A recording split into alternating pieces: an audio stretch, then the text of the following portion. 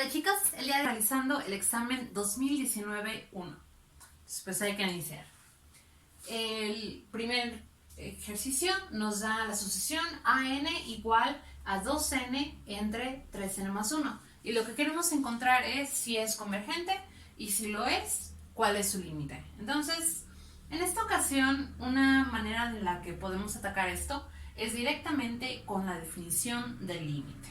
Entonces, ¿cuál es la definición de límite? Es que para todo epsilon, entonces, dado epsilon,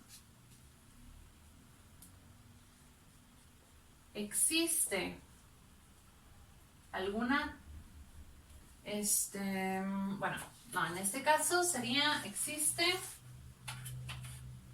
límite al infinito, existe n tal que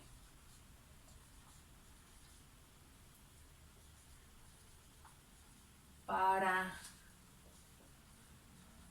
toda n mayor que n se va a cumplir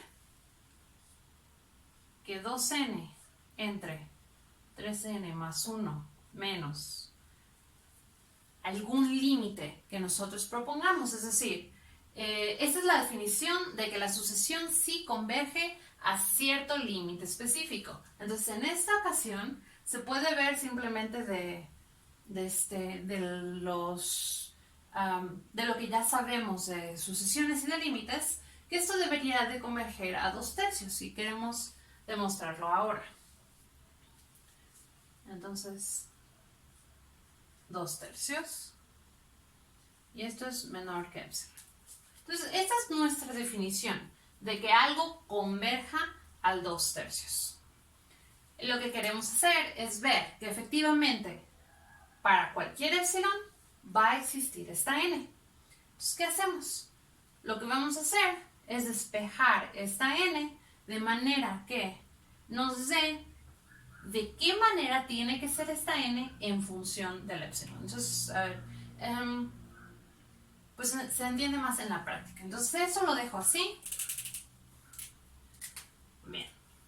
Ahora, primero que nada, observen que el 2n entre el 3n más 1 es siempre menor que el 2/3. Eso es fácil de ver porque 2n entre 3n más 1, pues ya de una vez lo pongo así, como 2/3, y vamos a ver que eso sí es cierto. Paso multiplicando, 6n, paso multiplicando, 6n más 2, entonces sí, 0 menor que 2. Para hacer la demostración de que esto sí es cierto, pues simplemente nos iríamos al revés. Bien, entonces como eso es cierto, lo de dentro del valor absoluto siempre va a ser negativo. Entonces no tiene ningún sentido que pongamos el valor absoluto. En general se va a cumplir que 2 entre 3 menos 2n entre 3n más 1. Lo que queremos es que esta resta ya sin el valor absoluto, porque sabemos que al revés va a ser positivo, esto sea menor que epsilon. Y despejamos. Entonces, paso el 2n, el cociente para acá, me queda 2/3 menos, paso el epsilon, menos epsilon, menor que 2n entre 3n más 1. Paso el 3n multiplicando y me queda 2 por 3n más 1 entre 3 menos epsilon veces 3n más 1 es menor que 2n. Y simplemente seguimos simplificando y al final ustedes pueden hacer las cuentas si gustan. Nos va a quedar que de aquí se sigue que n es mayor que 2 entre 9 veces epsilon menos 1/3. Entonces, ese despeje que nos dice que si nos tomamos n mayor que lo que sea esto, que si ven está en función de epsilon, entonces, regresándonos, a fuerza se tiene que cumplir esta desigualdad, que era precisamente lo que queríamos encontrar. Este sería nuestro n. Para toda n mayor que esta n, se cumple esto. Y ya está. Eso significa que nuestra sucesión sí converge al 2/3. Bien, pero eso fue inciso A. Entonces esto es inciso A y va inciso B.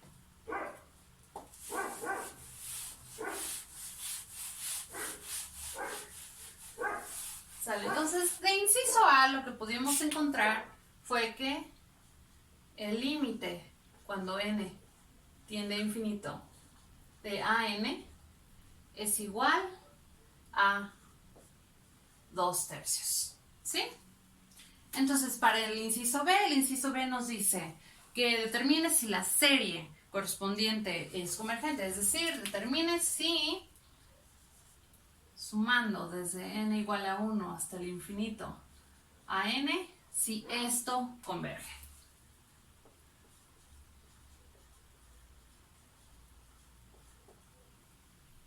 Bueno, aquí hay que recordar una propiedad importante de las series, que es que siempre se cumple.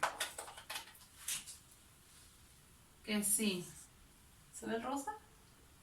No sé si se ve. A ver, mejor puse otro color.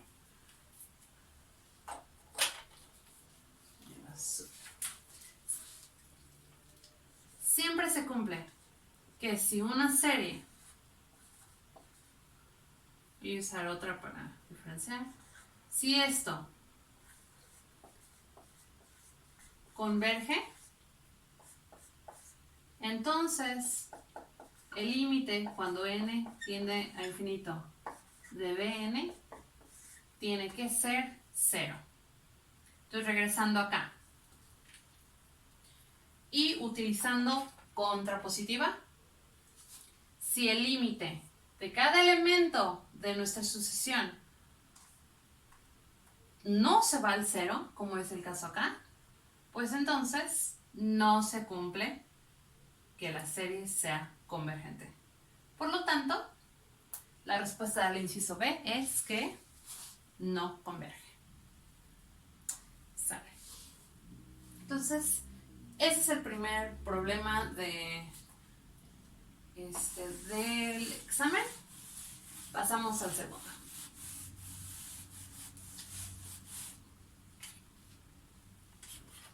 El segundo nos dice, si f es continua y para todo x satisface f de 2x igual a f de x, demuestre que f es constante.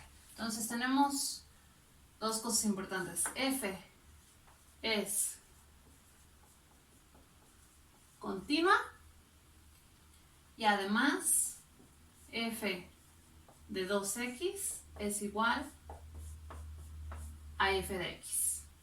Y lo que queremos demostrar, por demostrar que f es continua. Entonces, si quisiéramos pintar una imagen de cómo se ve esto, claramente, si esto se cumple, entonces también se cumple para las mitades, ¿no? Porque el doble de esto, pues vendría coincidiendo con esto. Entonces, empezamos, ahora aquí va a estar muy cerquita, pero digamos que empezamos por acá. Esto me va a dar algún valor, no sé qué valor. Luego, a la mitad de la distancia me da el mismo valor. A la mitad de la distancia me da el mismo valor. Y así. ¿Sí?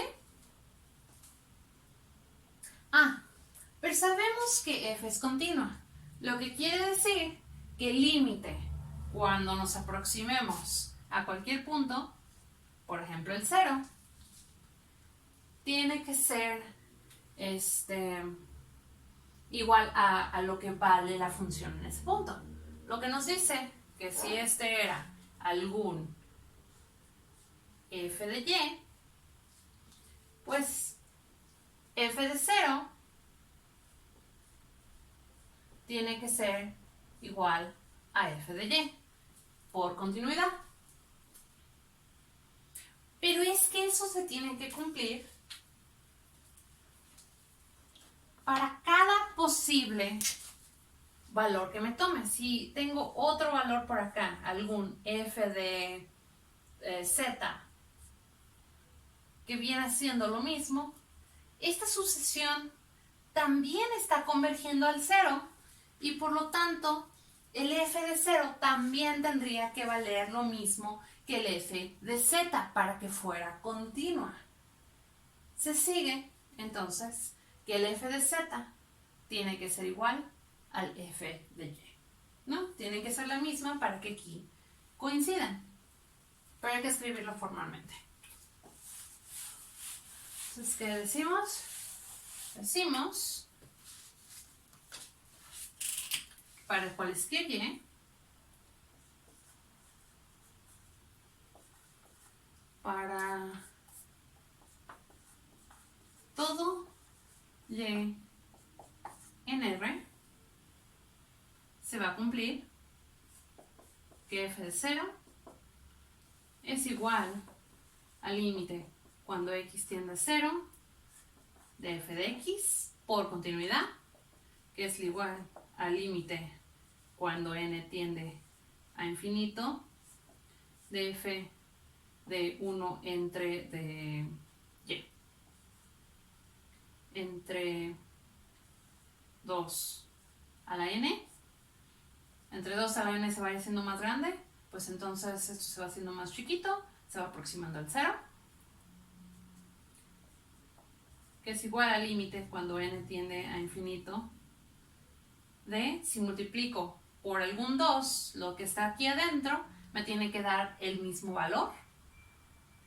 Entonces esto es igual a f de y entre 2 a la n menos 1, y así puedo ir multiplicando por 2, por 2, por 2, por 2, hasta que me dé que esto es simplemente igual a f de y, que es básicamente lo que habíamos estado haciendo con la grafiquita, cada vez acercándonos más al 0, ahora me estoy regresando, tiene que ser igual a f de y, esto no depende de n, entonces esto es igual simplemente a f de y. Y ya quedó, se cumple para todo y que f de y es igual a f de 0, es decir, es constante. Y ya está. Entonces, ese fue el inciso A. El inciso B es muy similar. Entonces, voy a borrar esto. Sabemos que ahora para el inciso B, voy a poner aquí esto, 2b.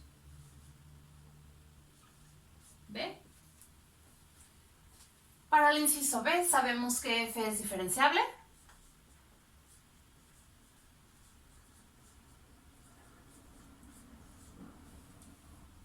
Y además sabemos que ahora ya la condición cambió un poquito. F de 2x es igual a 2f de x, y lo que hay que demostrar es que f de x es igual a ax para algún a real. Entonces vamos a atacarlo de manera muy similar al primer inciso.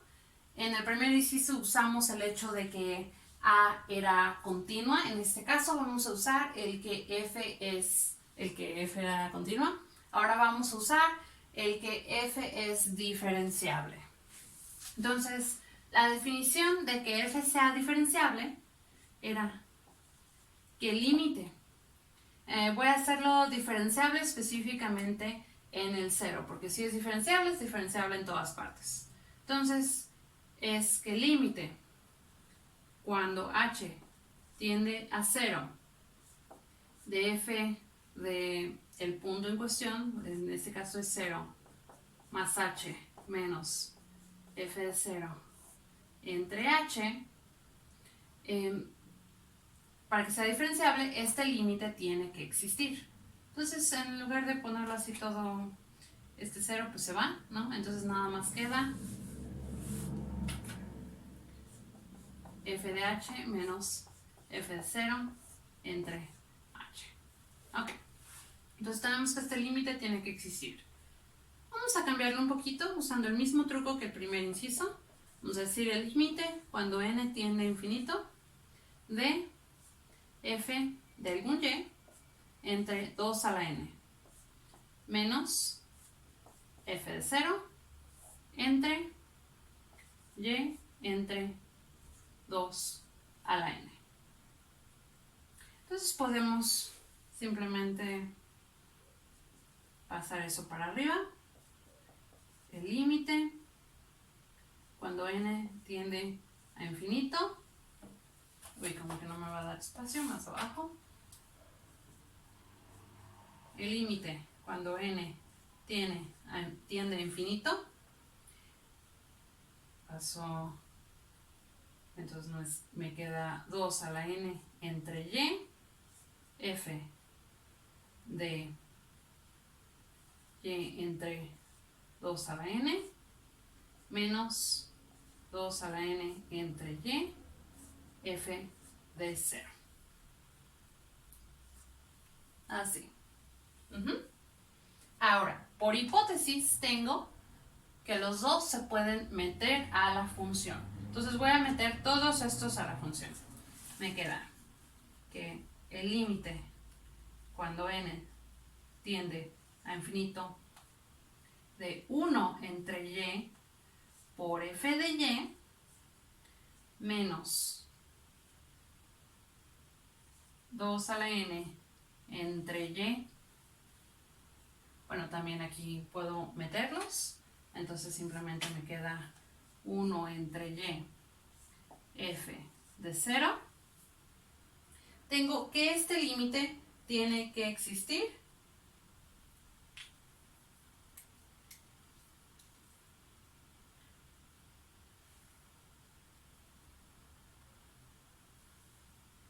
Y a ver, veamos qué pasa ahí.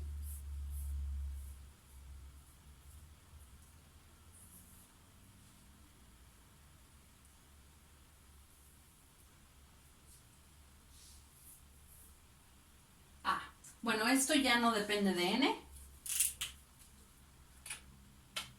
Entonces esto es simplemente el límite. Ya no depende de n, entonces esto es simplemente, ¿sí se alcanza a ver todavía? Sí. 1 entre y, f de y, menos 1 entre y, f de 0. Y bien, una vez que ya lo tenemos de esta forma, hay que observar una cosa, que es que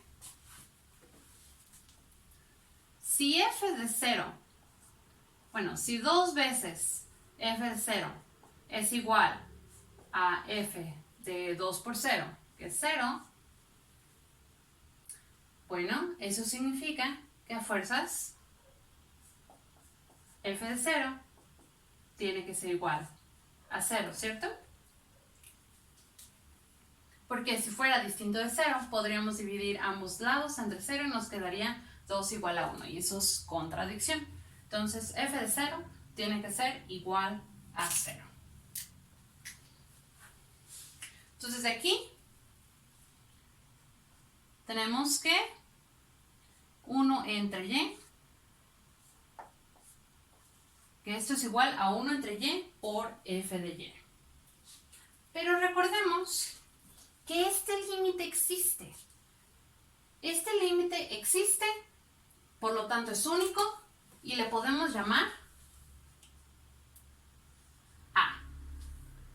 ¿Y a qué hemos llegado? Hemos llegado que a es igual a 1 entre y por f de y. Es decir, f de y es igual a por y. Y ya está. Ese es el inciso B. Continuamos. Entonces, sigue el problema 3. El problema 3 nos pide que calculemos la velocidad a la que está bajando una escalera. Déjenme les digo. Entonces, la escalera tiene 7 metros de largo y está recargada sobre un muro. Entonces, este va a ser nuestro muro. Esta va a ser la escalera. Vamos a decir, tiene 7 metros de largo. Su base es empujada en la dirección horizontal hacia el muro. Entonces, en esta dirección, a una velocidad de 1.5 metros por segundo. Entonces, esos son metros.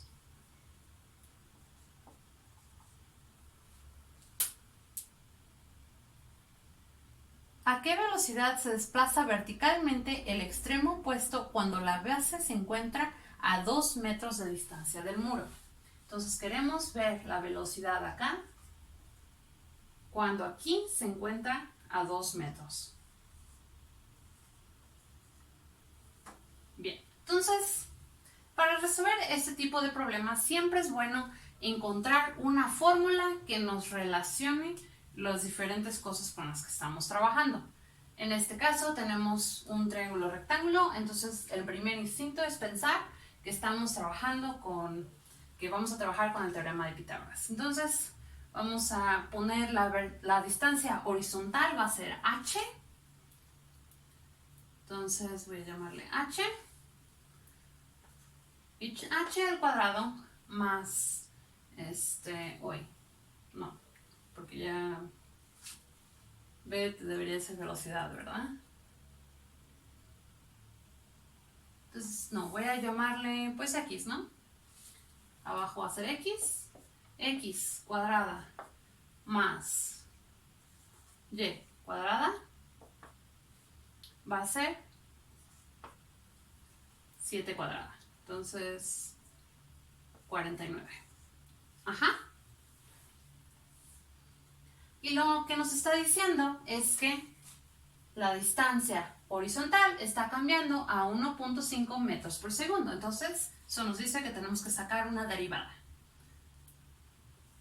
2x, x' más 2y, y' es igual a 0. ¿Por qué? Porque la longitud de la escalera no está cambiando. Y esos valores pues, son los que algunos ya tenemos. Por ejemplo, 2 por x, queremos que esté a 2 metros. Entonces, por 2, voy a poner el metros para no olvidar que representa. Queremos x', es decir, 1.5 metros por segundo, más 2 veces y.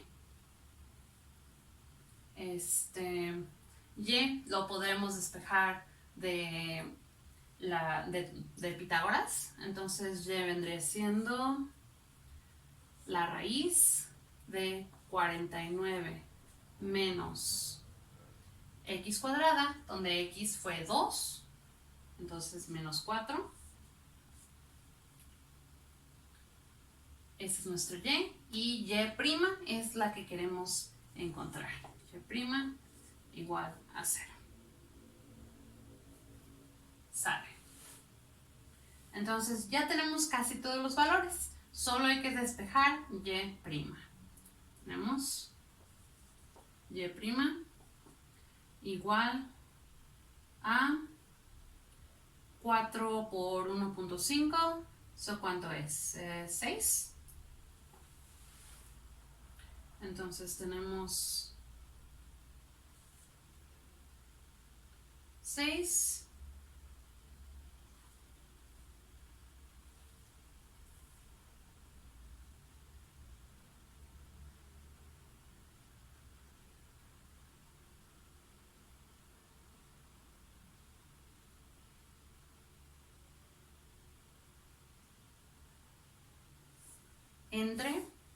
me quedé pensando en las unidades porque tenemos, pero ahorita se van a cancelar, van a ver m cuadrado entre s, tenemos 6 entre menos 2 por raíz de 49 menos 4, esto fue metros porque era y. Entonces ya aquí quedan metros entre metros, pues ya quedan los metros por segundo que queremos para y. Y bien, esto queda como menos 3 entre raíz de 49 menos 4, que es 45 metros por segundo. Ya, si queremos, pues podemos hacer eso más bonito, entonces quedaría menos 3 veces raíz de 45 entre 45, que es que menos raíz de 45 entre 15, y ya está. Estos son metros por segundo. A esta velocidad va a estar bajando la distancia vertical. Y ese sería el ejercicio 3. Seguimos al ejercicio 4.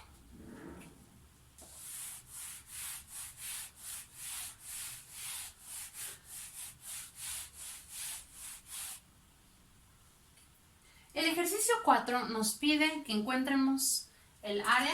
El ejercicio 4.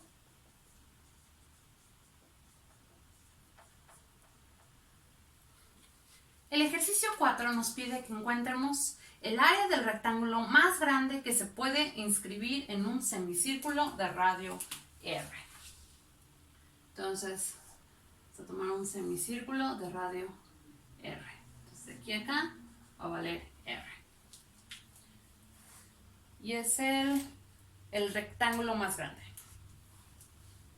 Y queremos que esté inscrito, quiere decir que queremos que todos sus vértices estén sobre el semicírculo. Ahora, ojo, eso no significa que el cuadrado necesariamente tiene que estar así acostadito. Pero de hecho vamos a ver que sí es el caso, que tiene que estar a fuerzas así. Y es la única manera en que se puede inscribir, pero primero lo vamos a demostrar.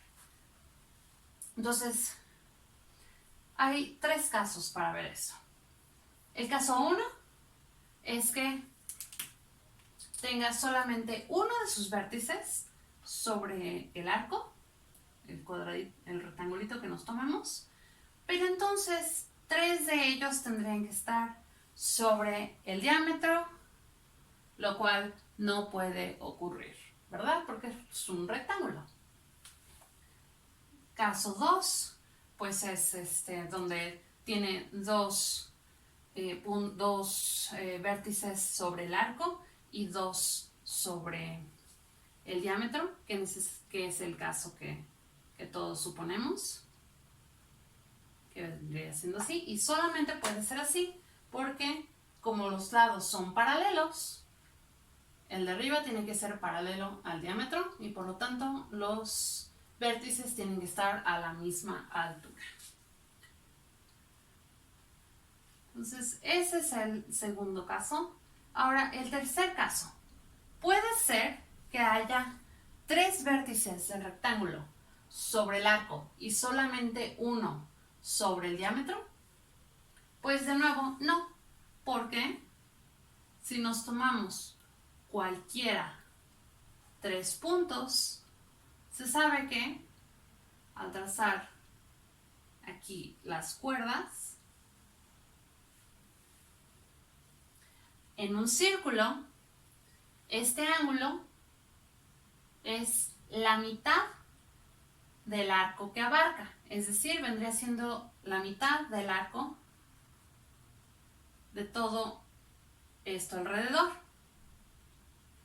Por lo tanto, este ángulo necesariamente es mayor que 2pi, que es lo que estamos buscando, que sea la medida de un ángulo interno de un rectángulo. Entonces, este caso tampoco puede ser. Lo único que nos queda es el caso donde tenemos ambos vértices sobre el arco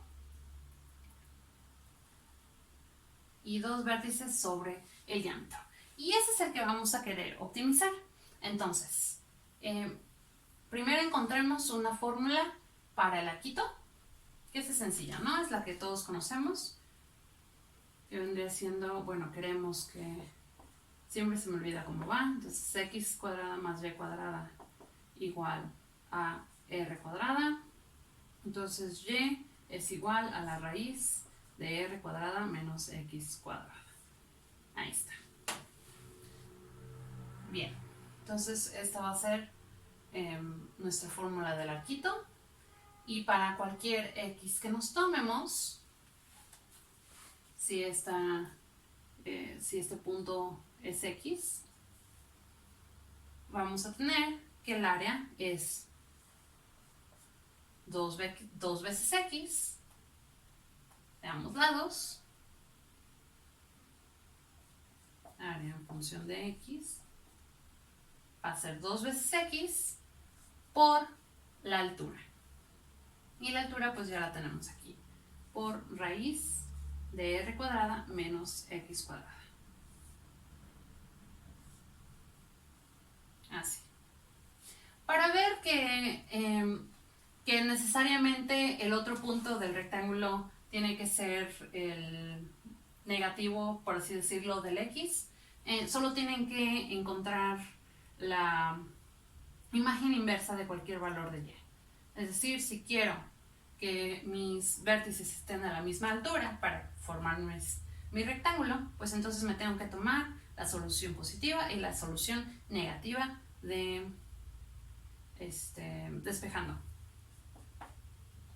el x, me queda x cuadrada igual a, me queda x igual a más menos la raíz de r cuadrada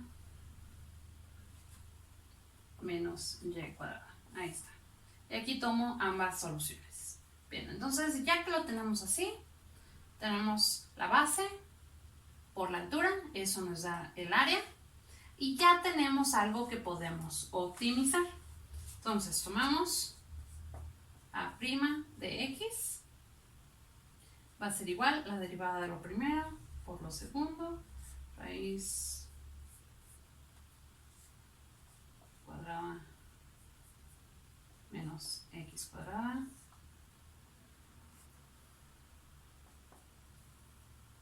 más la derivada de lo segundo por lo primero, entonces es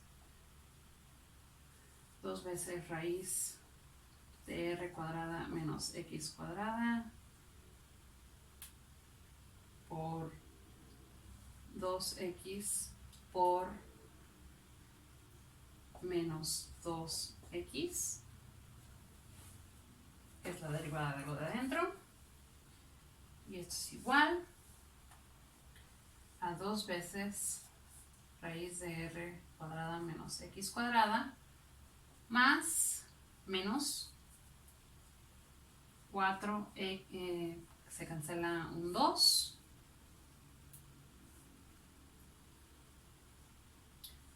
2x cuadrada entre raíz de r cuadrada menos x cuadrada.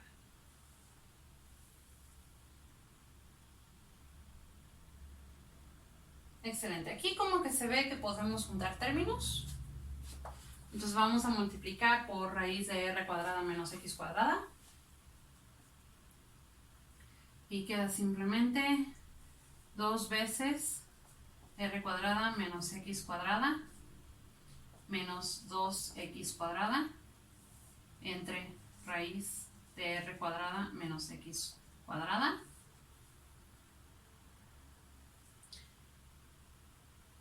Bien.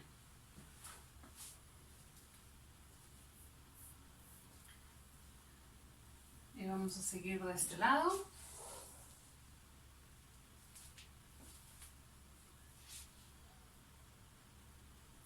Nos queda 2r cuadrada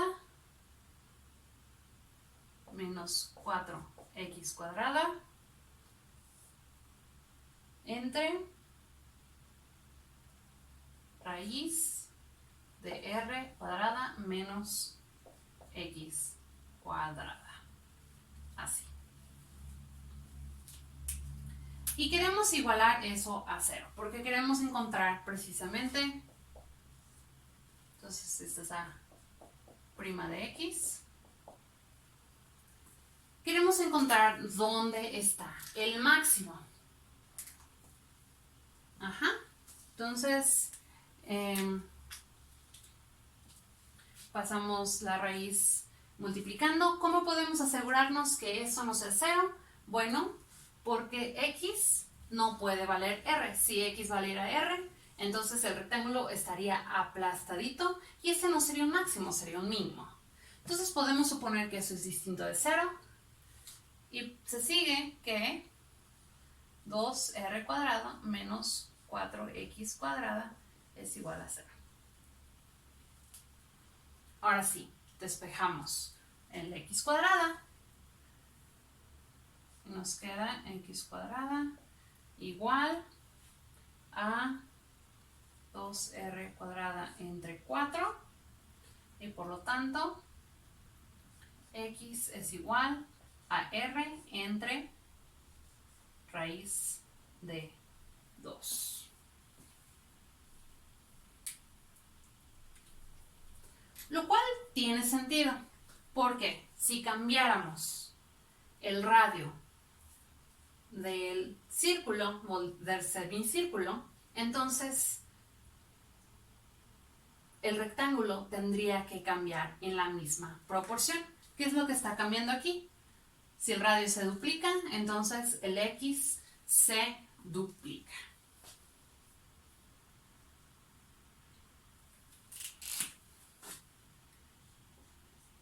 Y ese es el ejercicio 4. Bien, entonces vamos a proceder.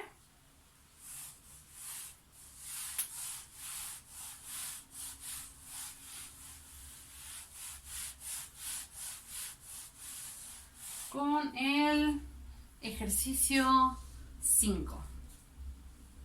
Muy bien, el ejercicio 5 nos pide que encontremos una función y un número a, tales que 6 más la integral de a x de f de t entre t cuadrada de t sea igual a 2 veces la raíz de x.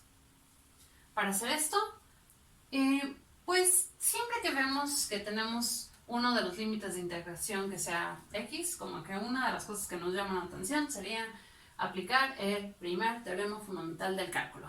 Entonces vamos a derivar, 6 se va, derivada de la integral nos queda simplemente f de x entre x cuadrada, de esa manera, y derivamos de este lado, nos queda 2 veces 1/2 de la 1 entre 2 veces la raíz de x, entonces pues no, eso se cancelaba, así. Ajá. Y eso nos dice entonces que f de x es igual a x cuadrada por x cuadrada entre raíz de x. Entonces ya tenemos parte del problema. Vamos a volver a sustituir el f de x en la integral y obtenemos 6 más la integral de a hasta x, sustituyendo, nos da simplemente, como vamos a dividir entre t cuadrada, nos da simplemente 1 entre raíz de t, d de t. Y esto de nuevo tiene que ser igual a 2 veces la raíz de x. ¿Sí? Entonces, vamos a integrar esto y ver qué pasa. Tenemos 6 más la integral de 1 entre raíz de t, pues esa ya la conocemos. Vendría siendo 2 veces raíz de t.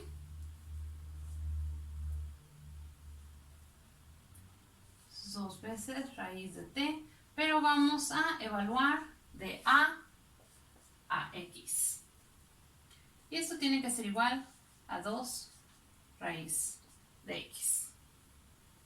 Entonces, vamos a continuar acá. Tenemos 6 más, evaluando, tenemos 2 raíz de x menos 2 raíz de a. Y esto tiene que ser igual a 2 raíz de x. Pero entonces ya sabemos que necesariamente 6 menos 2 raíz de a tienen que dar 0 para que se cancelen y estos dos sean iguales. Bueno, despejamos el a. Nos queda raíz de a es igual a 3 y por lo tanto a es igual a 9.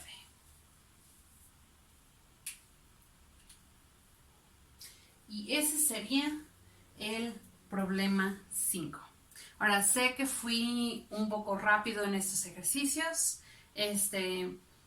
Si cualquier duda, no duden en preguntar, los podemos volver a hacer en las sesiones en vivo. Pero sí, bueno, díganme sus quejas o comentarios y los trataremos cuando tan pronto se pueda.